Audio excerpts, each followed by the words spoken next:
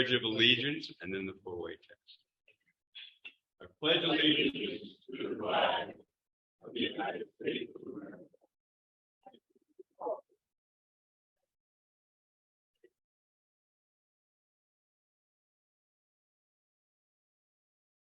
And of all the things we say or do, it is true. It is better to all concerned with the goodwill and better friendships with the United States.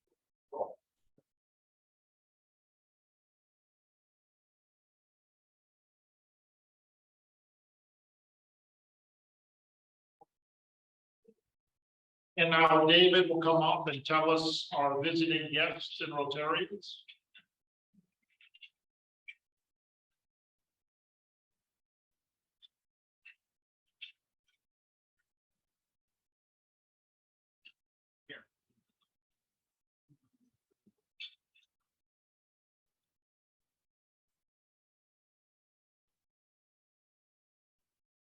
Don Stoller has a guest.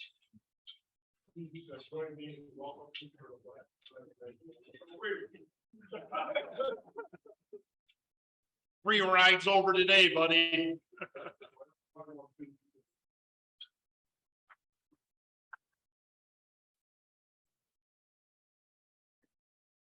Aaron and Julia Cotton's got a guest. AKA our boat builder. Andy Reliance.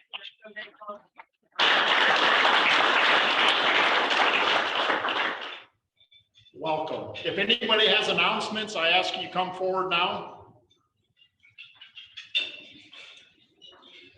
Next Monday, there will be no meeting. We are meeting at the well field after hours. See Julia, if you have not signed up, she will get you signed up, take your money. Again, it's after hours, next Monday, no meeting.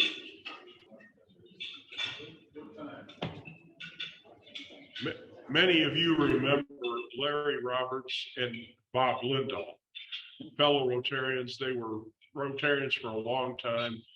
You probably remember that Larry fought a disease for about 13 and a half years at the end of his life called multiple myeloma. During that period, he was physically able to ride his bicycle, and every year he would participate in a bike ride called Miles for Myeloma Research. It's raised over $7 million throughout the region. IU is working on a cure.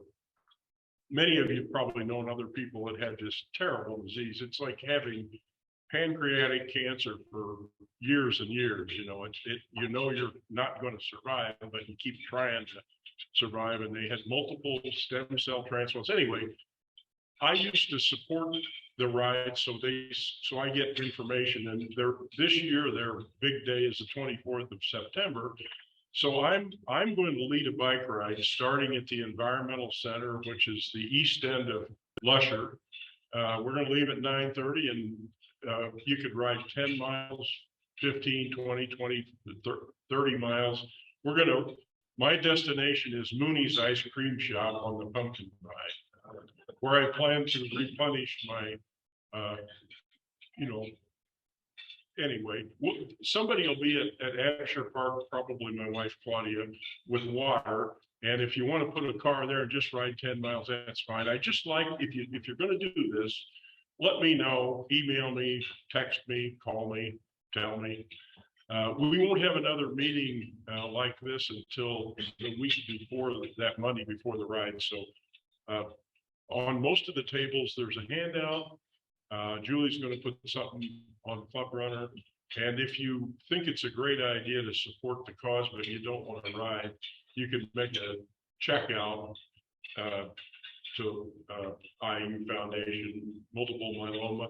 Give me the check. I would like to send them in together in memory, and I'd like it to see us raise $1,000 or more. So I hope you'll participate, and it's certainly not just exclusive Rotarians. You invite friends if you'd like to. Thanks. Thank you, Don. And following President Todd's reminder that we were not here at noon next week, but you may join us at the Bellfield Botanical Gardens at 5:30 p.m. And pop in for tapas, beer and wine, just to visit. We'll have some light ambiance music in the background to be provided by some of our Rotarians. It's $15 per person. Make sure you get that to me ahead of time because we need to pay the caterers and pay for the beer and wine ahead of time. So most of you are paid up. And we have 35 people signed up so far, so it should be a nice little gathering. I know I've got invites out to about another dozen people, potential Rotarians, so use it as an opportunity to celebrate yourself with a just finished amazing event at the table the day before. And then also, I just wanted to do a shout out to Aaron Plow for our marketing team. I believe we're having a meeting next Monday, lunch-ish. We're not going to be meeting here, but we'll find a time. So if you're interested in supporting our marketing efforts as a club, clearly you see from our code rates and all the other things we're up to, we are getting out there. We're making our presence known. We're encouraging people to participate and join the club. And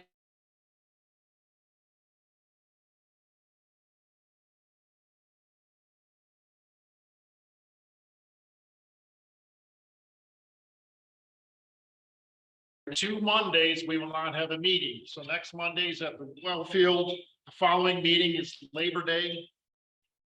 September 12th, we'll have Dutch Waffle Company. September 19th is 5 Star Life. And September 26th will be our own Elkhart Public Library. At this time, I would like Eric to come forward. We've got a slew of new people to bring into the club. Slew. We like slews. We like slews. Excellent.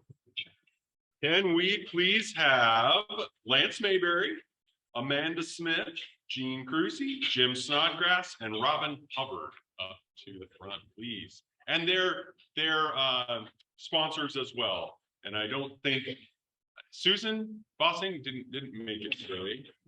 Let's see. Aaron's not here. Tom Shaw, Don Stoller, and I will stand in for Robin since I spoke with Robin. And many of you, so Robin has not yet been to a physical meeting, but has been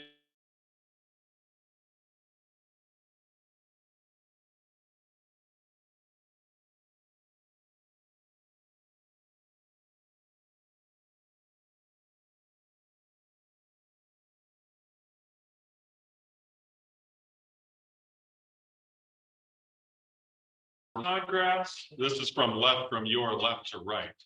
Jim Snodgrass, Gene Cruzy, Robin Hubbard, Amanda Smith, and Amanda AHMANDA.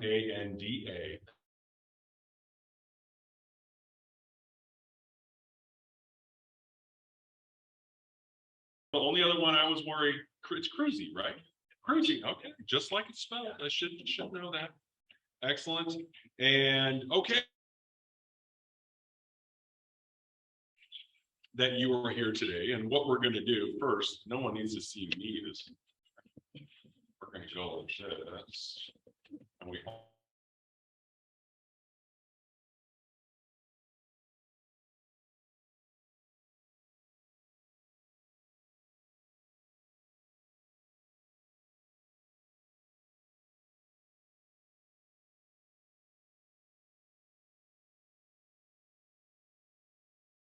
published. Membership in this Rotary Club also brings responsibilities to be met. We've invited you to join the Elkhart Rotary Club because we believe that your presence will enrich our conversations, that your experiences will expand our horizons, and that your energy will help us achieve our goals. We also believe that you will meet the responsibilities of character, attendance, participation, and contribution, which combine to improve not only our club and our community, but also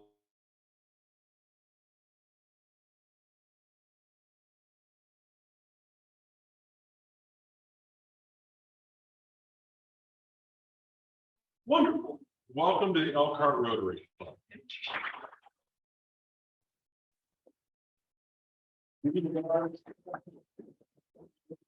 We've got some hardware for you. So there is both the object of Rotary plaque in the box and the four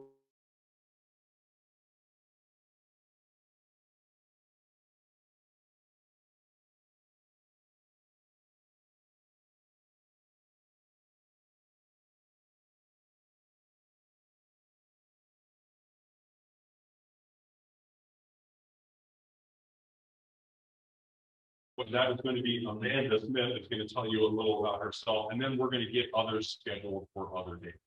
And we're just really happy to have you all here. And thank you for your service, and I really hope everyone will help get to know you and get you engaged. And we'll be doing an orientation shortly, whether that's virtual or online. We'll do something. We'll get together and talk about Rotary and how you can become more involved. So Amanda, we'll bring you up and have you tell us a little more about yourself.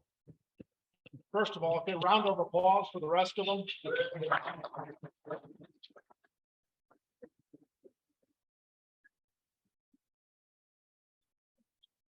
Hello, my name is Amanda Smith. I am here today representing South Bend Orthopedics. I've been with the group for a little over 10 years now. I'm currently our physician liaison, so do a lot with community outreach, a lot with direct to employer relations. We're very, very excited to be welcomed into this community and then also be welcomed into just ELKR in general. We're very excited about our presence expanding in ELKR. We are building a new facility that a lot of you heard about several months ago and tentatively expected to break ground in October. So just continuing to cross our fingers for that. But we're so grateful for this opportunity and I look forward to working with all of you.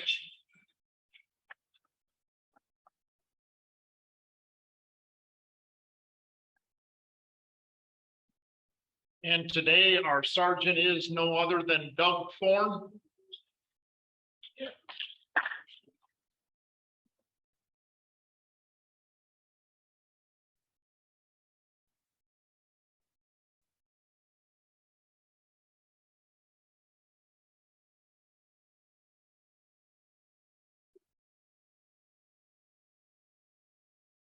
I mean, that's so thoughtful of you. What a rousing welcome today. So, and this is very apropos that we're going to talk about this today, given all of the new members. Opportunity to learn a little bit more about your Rotary Club, about the history of Rotary. And so we're going to start with the children's table. Jack Citadine.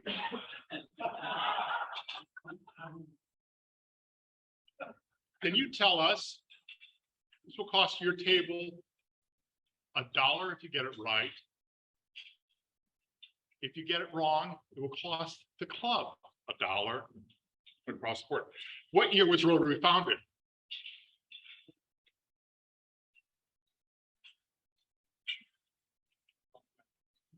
A long time ago. That was very good, Dave, for prompting with the wrong answer.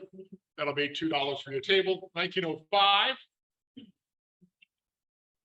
All right, Shan White. Shan, you are the resident Rotary historian. Can you tell us, and if you get this right, it will cost your table nothing and the rest of the club $1. If you screw it up, it will cost Brodnick $2 and everybody else at your table $2. In what month was Rotary founded? You're talking about Rotary International. Yes, sir. Rotary International. Very good.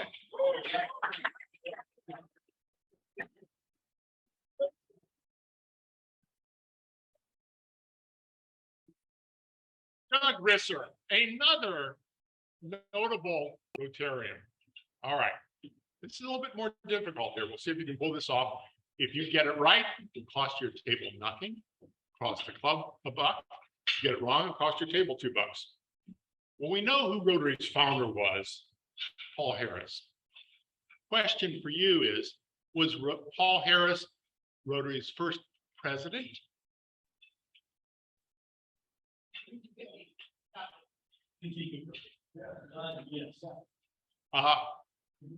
That's incorrect. Never listen to Brodnick on Rotary history. The first Rotary president was, in fact, Sylvester Shealy. All right. Todd Yoder, for your club, You're kind of an international kind of guy. Where was the first Rotary International Convention held outside of North America? And to help your table a little bit and narrow things down, because I like it. Was it in Perth, Australia, Edinburgh, Scotland, or London, England? London. Oh, Todd, I'm sorry, that was wrong. And for a bagpiper, you're going to be really heartbroken by the answer because it was in fact Edinburgh. All right. Yes, that's right. Brian begrudgingly threw that dollar on the table. I saw that. Dawn? In what year?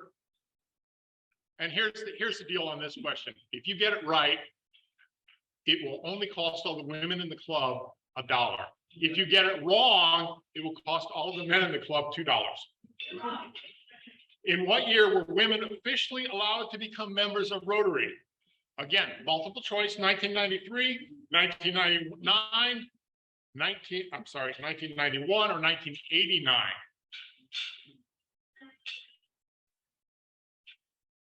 '91.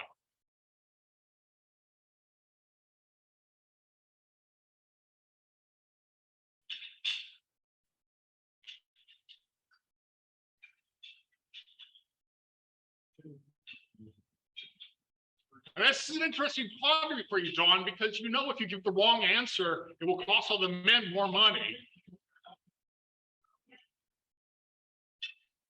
If you get the right answer, and we do have a program after this, just in case you're wondering, that would be correct. Cost all the women $1. Tom Shaw. Another question for you. What percentage of Rotarians worldwide are women? And I will give you a range of plus or minus 5.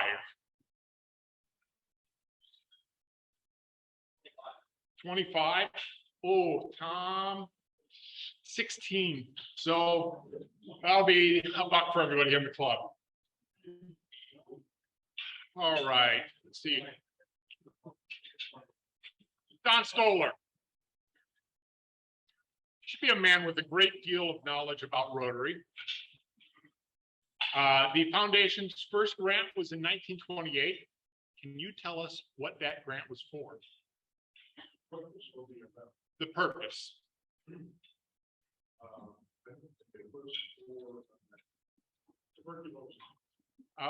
Very close, but actually for, we would call them today, physically disabled children. At that point in time, it was crippled children. All right, so you're wrong. We'll make it $1 for everybody. Let's see. Jim Story, how am I doing in terms of collecting money? Because I know that's really important. And how far am I close?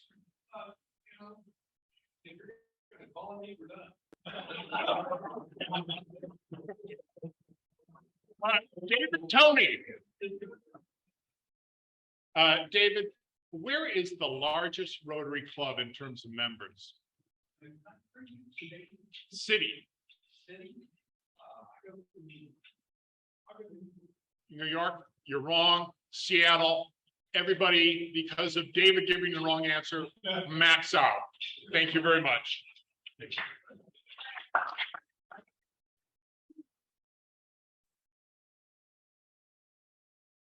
I would like to ask Eric to come up and introduce our speakers today.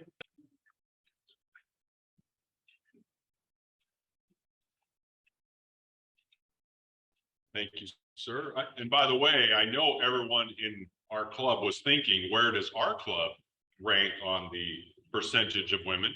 Shout it out. You know what it is.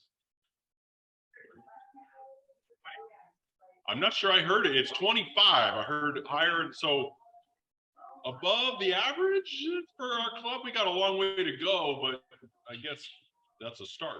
So we'll get there. Okay. It is my pleasure today to introduce both Karen Braden and John Hill from the ELKR County Symphony. After completing his undergraduate degree at Ball State, John began what was to become a 45-year career in public education, serving first as a music educator. He earned graduate degrees from Ball State and Indiana University and served as high school principal, director of curriculum and instruction. And before retiring in 2015 as assistant superintendent of instruction, he joined colleague Karen Braden 4 years ago as co-executive director of the Elkhart County Symphony. And Karen, who will be speaking first up here, Karen Braden is a lifelong resident of Elkhart County. Karen taught for 40 years, 38 of those at Concord Schools as orchestra director. She earned her undergraduate degree at Goshen College and master's at Ball State University. Karen first began playing cello with the Elkhart County Symphony in 1975 and has been involved with the symphony nearly every year since, assuming co-executive director position in 2006, first with Susan Ellington and currently, of course, with John Hill.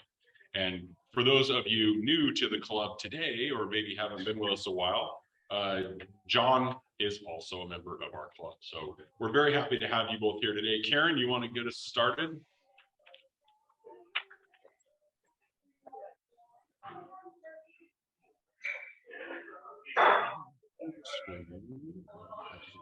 First, we're going to go to this, and then we're going to go to that, and we're going to hope that this doesn't block too much of your view. It doesn't for those at home. And you know, roll forward. Thanks. Well, we are excited to be here today and be able to share with you what's going on with the Elkhart Symphony. We were here several years ago, and we continue to make progress, and some exciting things have happened. This. You don't want that. Oh, wait, Start that. I was just We should trusting start. you. I was trusting you. I know. Already. There we go. Where was I? I'm not gonna start. No. So during the pandemic, we hired a new conductor. We'll talk more about that. The Elkhart County Symphony orchestra members are local musicians. We do not have people fly in for a week and do it. The only person that's not local is our conductor. But we pride ourselves in giving an opportunity for local musicians to have an opportunity to play, as well as to present exciting programming for the community, try to find more and more diverse ways so that we have something for everybody in our concerts. We hope you can come. This season marks the 75th diamond anniversary of the symphony. So we've been looking through files and finding some interesting information, that goes when you go back into the archives. We need a historian, but we don't have one here. The symphony was founded in 1948 by George Sigmund Gaska, who was from South Bend, and he had an amazing, he was full of energy, vitality, and the music industry in Elkhart was really a big deal at that time. And he was able to bring a lot of people together and leaders in the symphony. And they formed the Elkhart Symphony. They practiced at the Buckland Theater. And then there's concerts. Other concerts were at the old Elkhart High School. Was it a combined gym and auditorium, I think, from looking at pictures, but I don't know myself yet. He had a real pioneering spirit, and he was great at finding innovative, creative ways to present concerts. So one of the things they did was they had pop concerts, and these were rare in those times, with adventurous programming. And so going to the symphony was a big thing to do at that time. One example, 1951, there was a Pops concert in the Elkhart High School gym auditorium, and they had orchestras on the floor, and they had tables around on multiple levels. So the ticket price to get into that concert was 25 cents. how things have changed. If you wanted to sit at a table and get a group of friends together, you had to pay a dime more. That was a good deal. When Gaska retired in 1978, he was replaced by Michael Esselstrom, who was on the staff at IUSB. And he brought things, included things from the IUSB in the concerts. There was a time when the symphony, there was the terrazzo piano competitions, and he and the symphony performed for the sole finalists for that. And we also collaborated with the choral department. After Mike retired, after a round of guest conductors, Dan Somerville, who taught at Wheaton College, was the conductor for 6 years. And then in 2005, the board was financially struggling, and the board was going to dissolve the operation of the symphony. And a group of musicians and people supporting the symphony got together and formed the SOS, Save Our Symphony Committee. And a lot of hard decisions were made. And so for several years after that, we had guest conductors that came to do our concerts. In 2009, then Brian Groner became the conductor of the symphony. So now we're getting closer. So maybe some of these names you recognize. Brian lived on the south side of Chicago. He was a conductor at numerous different orchestras, as his passion was conducting. And when he came, he brought to the orchestra a lot of knowledge and experience in working with community orchestras, and was very instrumental in helping the symphony get back on the right track.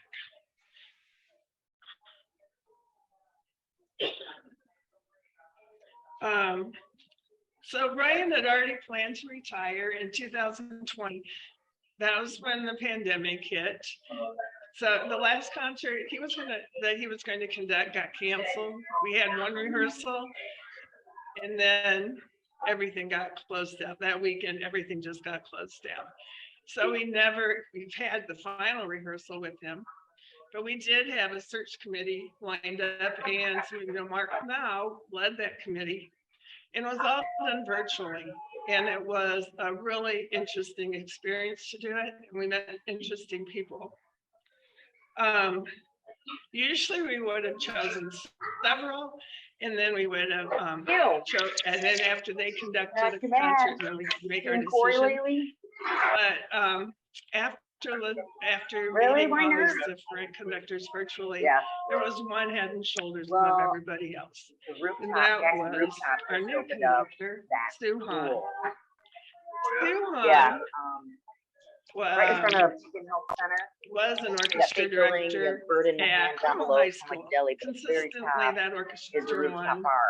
Yeah, it was cool. I went with a couple of friends, and Saturday night when we competing against them, everybody that was on the patio, like filled into the glass part got of his it. doctorate in conducting. It was really Went cool. to Like, Wallace University awesome in little spot, Ohio. so you'll have to check it out. So Yeah. we thought that Have you been to Cleveland, that's West not Point? too far. We can make this work. Okay. And Yeah. then he got hired Yeah. by George I mean, are you Mason a fan of their beer? in just outside Okay. Washington, D.C. I know. But by that time, he brings so much enthusiasm and excitement to our orchestra. He is very Yeah, musical. even then, the school is really early still, but it's kind of nice. There's always someplace else to go. But yeah, this is well, they were open till midnight, like, and they served food until 11. I was like, this is awesome. So I'm trying to convince Corey to go later tonight, like around 7 or something. But I have to tell him that I saw you. He always talks highly of you. I will. Have a good day. Just like another one.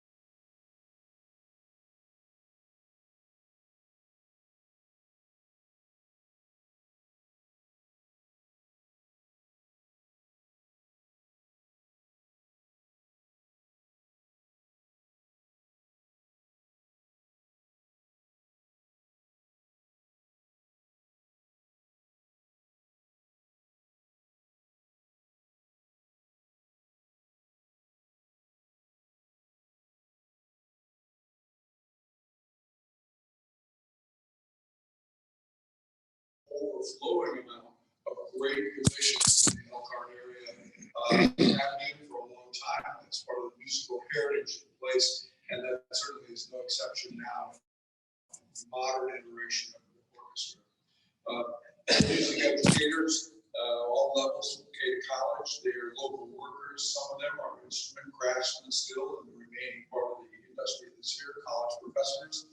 Many of them have other vocations associated with music in some ways, but certainly they're not earning their living by being in the orchestra.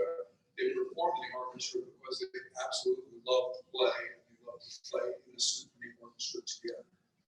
The performances are here. Our home base is the Lerner Theater. We're proud to be the resident orchestra of the Lerner Theater.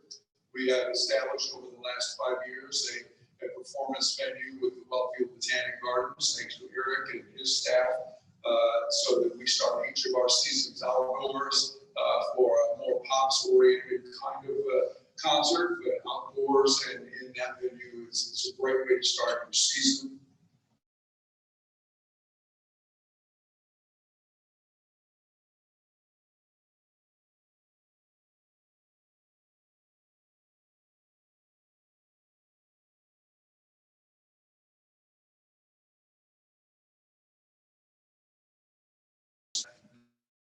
The acquaintance and the business of the ocean area. We have a brand new small ensemble series has been to have more county performances in more venues for even a wider and wider array of audiences. We believe we're really doing that. So then another one of the commitments of the orchestra is to really be a center for education, your home for education. And there we go. That includes some of the things Karen already mentioned, but one of them is that for the last several years, we've done a side-by-side performance with one of the high school orchestras. Karen and I started meeting with the high school music educators a few years ago, particularly pre-pandemic. And one of the things they suggested was our high schoolers need an opportunity to sit right next to professional performers and play something along with them so that they're performing that together. It's a great learning experience for high school students to do that. They come back from that experience and they play differently as a result of that one performance. So we continue that, and this year we're highlighting the Concord High School Orchestra. We'll be performing with the symphony at the February concert. We'll highlight them as well as the symphony on Work Together. We also started a project called the Special Guests of the Symphony, where we invite elementary school students who are there at the invitation of their music teacher in their local elementary school. They come to the concert as our guests, but we also include their parents and their teachers, their classroom teachers and their music educator in that, so that they come together as a group to experience the symphony as young students who are interested in music and whose music teachers believe they will benefit from that experience. Karen mentioned Suhan's pre-concert talks. That also is something that we started with Sue because he is very much an educator and dedicated to that kind of work. So talking about what the symphony is going to perform, what's it like, what's on this composition, what should you listen for during this concert? Those kinds of things include the audience, all of them, and learning more about the music. And the theory there is simply that as you learn more about it, you begin to listen more acutely and you begin to hear things in the music that you would have missed otherwise. The knowledge really helps the listening experience. We also have a great relationship with Concord schools and Elkhart schools. They've provided rehearsal facilities for the orchestra for years, decades, actually, and that's something that they do simply pro bono. There's no charge that we incur for that, and we greatly appreciate that support and the use of their rehearsal rooms in both school corporations. Those kinds of things make education important to us and important to others within the community. We're also working on building a legacy of musical kind of growth and all of that in the area, in the entire community by simply being a good partner.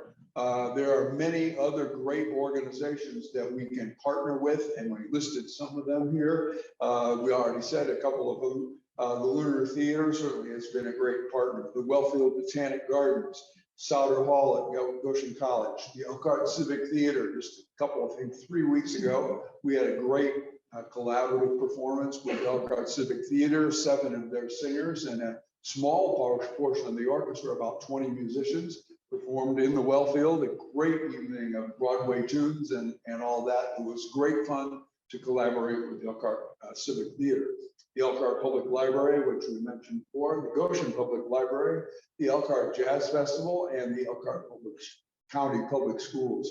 All of those have been partners, and we have enjoyed working with them, and we believe that what we're doing strengthens what all of those organizations are able to offer to the community, and likewise, each one of those accompanying organizations help the symphony fulfill its mission as well.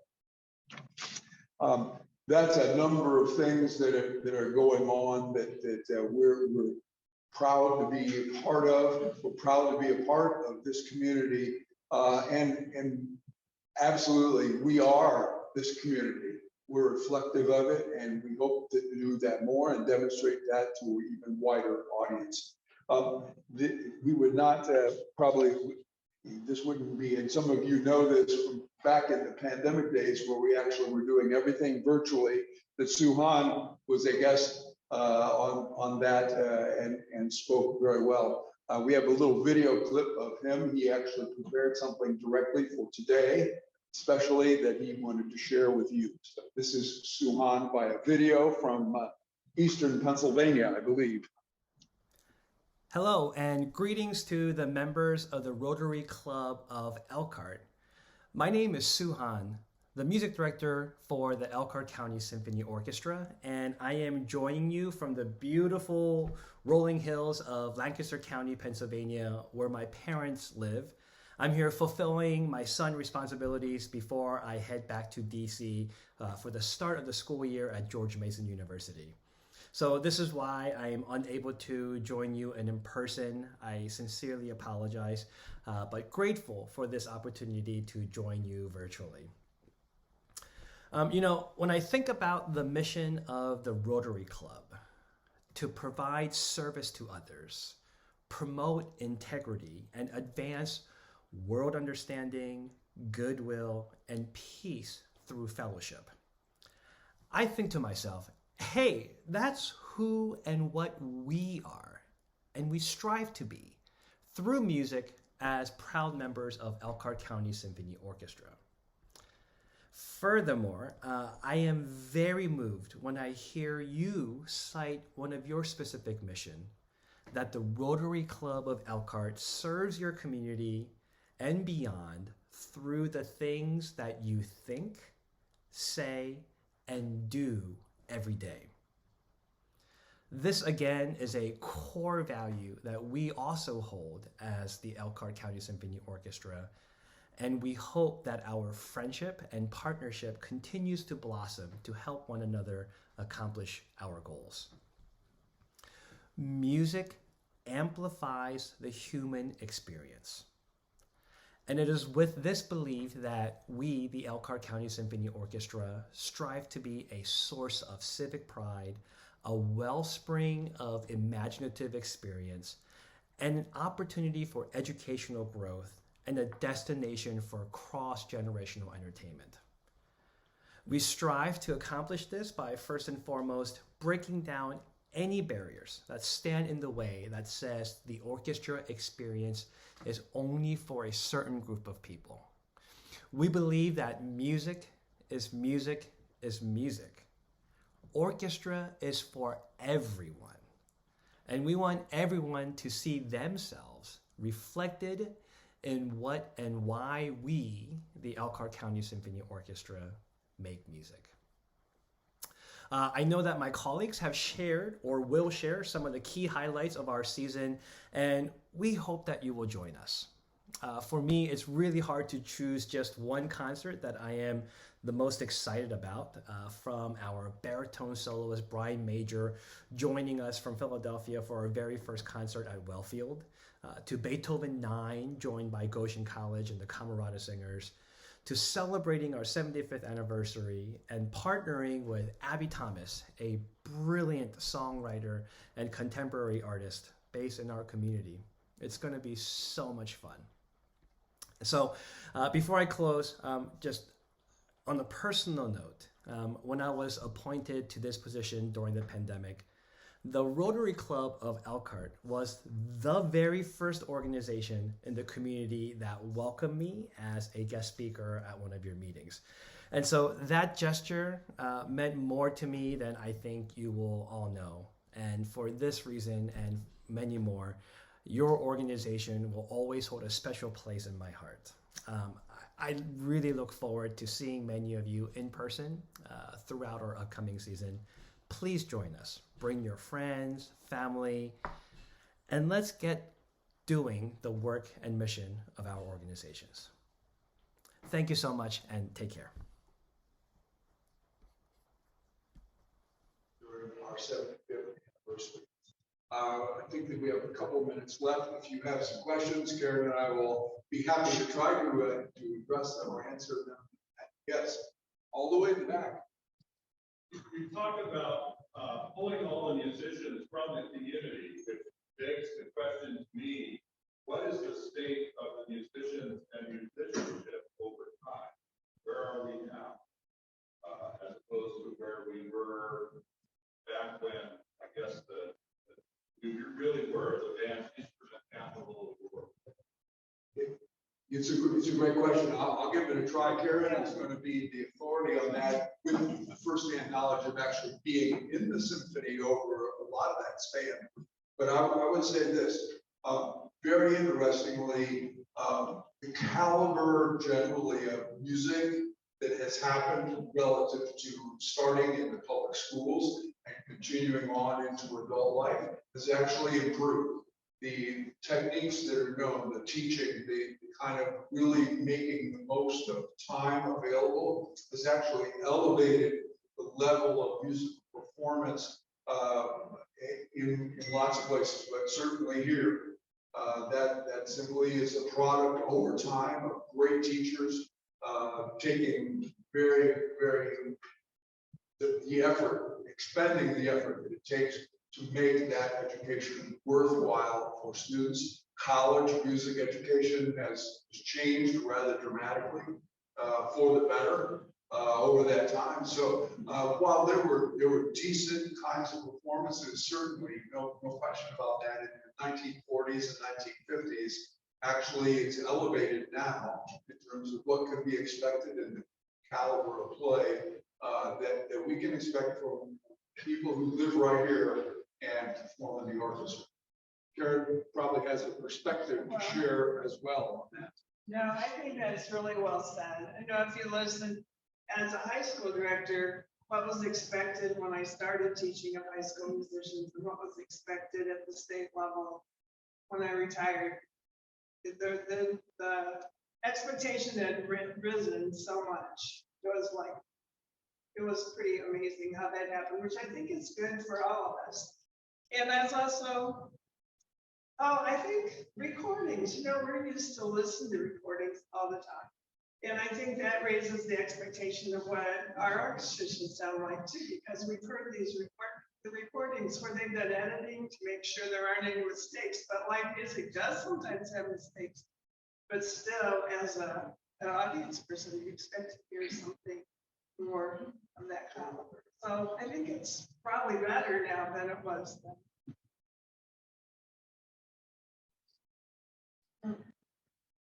Another question? Interesting question. All right, if not, thank you very much. We appreciate the program.